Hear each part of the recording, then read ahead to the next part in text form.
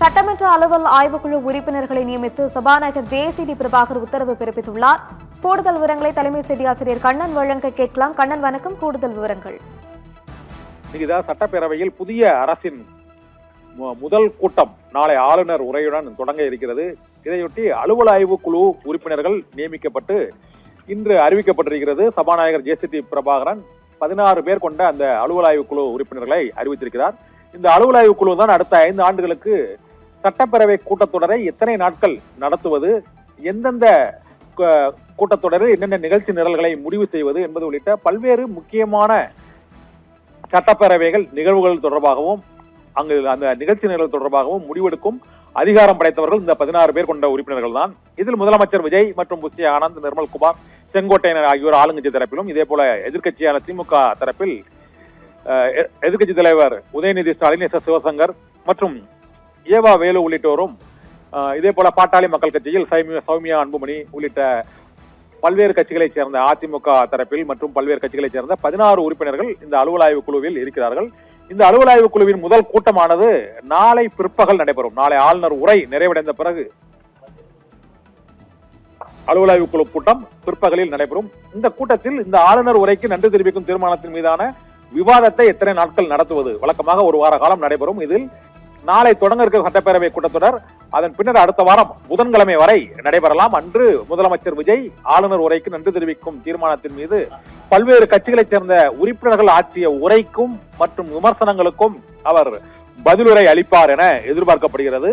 அதனால் இன்றைய சட்டப்பேரவை அலுவல் ஆய்வு குழு உறுப்பினர்கள் அறிவிக்கப்பட்டுள்ள அந்த அலுவல் ஆய்வு குழு உறுப்பினர்கள் அனைவரும் முதல் கூட்டத்தில் பங்கேற்பார்கள் என எதிர்பார்க்கப்படுகிறது. சபாநாயகர் ஜே.சி.டி. பிரபாகரன் தலைமையில் நடைபெறக்கூடிய இந்த அலுவல் ஆய்வு குழு கூட்டத்தில் தமிழக வெற்றி கழக அரசின் முதல் கூட்டத்தொடர் எத்தனை நாட்கள் நடைபெறும் என்பது குறித்த மிக முக்கியமான முடிவை எடுத்து அறிவிக்க இருக்கிறார்கள். நாளைய ஆளுநர் உரையில் முதலில் தமிழ்த்தாய் வாழ்த்து இசைக்கப்படுமா அல்லது தேசிய கீதமான வந்தே மாதரம் இசைத்து ஜனகணமன இசைத்து அதன் பின்னர் 3வதாக தமிழ்த்தாய் வாழ்த்து இசைக்கப்படுமா என்ற ஒரு சர்ச்சையும் கேள்வியும் எழுந்திருக்கிறது.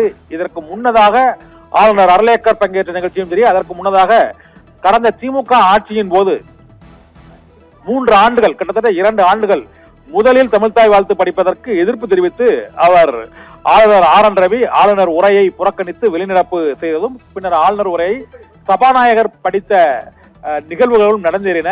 இப்போது புதிய அரசான தாவேகா அரசு பொறுப்பேற்றுள்ள நிலையில் ஆளுநர் உரைக்கு முன்னதாக தமிழ்த்தாய் வாழ்த்து முதலில் இசைக்கப்படுமா அல்லது தேசிய கீதம் இசைக்கப்படுமா என்பது நாளை 9:30 மணி அளவில் ஆளுநர் உரை தொடங்கும் போது தெரிய வரும். மரபுப்படி புதிய அரசு பதவியேற்ற பின்னர் அந்த ஆளுநர் உரையுடன் கூட்டத்தொடரை தொடங்குவது மரபு. அந்த மரபுப்படி நாளை தொடங்க உள்ள ஆளுநர் உரை மற்றும் அதன் பின்னர் நடைபெற உள்ள அலுவல் ஆய்வு குழு கூட்டம் ஆகியவை தமிழக வெற்றி கழக அரசின் மீதான சட்டமன்ற மரபுகள் மற்றும் நடைமுறைகள், நிகழ்ச்சி நிரலை முடிவு செய்வது உள்ளிட்ட பல்வேறு அம்சங்கள் தமிழக மக்களிடையே மிகுந்த எதிர்பார்ப்பை ஏற்படுத்தி இருக்கிறது. முன் எப்போதும் இல்லாதது போல இப்போது இந்த புதிய அரசு பொறுப்பேற்ற பிறகு முதலமைச்சரான விஜய் நடிகர் என்பதால் அவரது அந்த சட்டப்பேரவை கூட்டத்தொடரை பெரும்பாலான மக்கள் விரும்பி பார்ப்பது இப்போது பேசுபொருளாகி இருக்கிறது.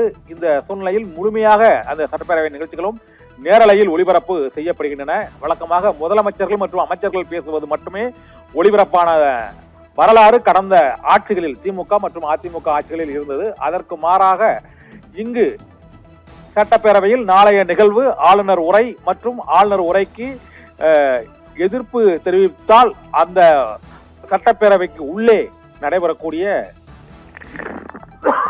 அந்த காட்சிகளும் நேரலையில் ஒளிபரப்பப்படும் என எதிர்பார்க்கப்படுகிறது. இதனால் புதிய அரசின் சட்டப்பேரவை நிகழ்வுகள் மிகுந்த எதிர்பார்ப்பை ஏற்படுத்தியுள்ள நிலையில் அலுவல் ஆய்வு குழு உறுப்பினர்கள் இன்று அறிவிக்கப்பட்டிருக்கிறார்கள். நாளை பிற்பகலில் அலுவல் ஆய்வு குழு கூட்டம் நடைபெறுகிறது. காலையில் நடைபெறும் ஆளுநர் உரையிலும் தேசிய கீதமா தமிழ்த்தாய் வாழ்த்தா முதலில் இசைக்கப்படுவது எது, ஆளுநர் முழுமையான உரையை ஆற்றுவாரா அல்லது முந்தைய திமுக ஆட்சியில் 2 ஆண்டுகள் ஆளுநர் உரையை வாசிக்காமல் இடையில் அவர் ஆளுநர் ரவி புறக்கணித்து சென்றது போல நாளை அர்லேக்கர் முழுமையாக உரையை வாசிப்பாரா, அதன் பின்னர் எதிர்க்கட்சிகள் அந்த ஆளுநர் உரையில் கூட்டத்தில் தமிழ்த்தாய் வாழ்த்து இசைக்கப்படவில்லை என்றால் அவர்கள் பங்கேற்பார்களா, வெளிநடப்பு செய்வார்களா என பல்வேறு பரபரப்பான அரசியல் எதிர்பார்ப்புகளுக்கிடையே நாளை சட்டப்பேரவை கூட்டத்தொடர் தொடங்க இருக்கிறது.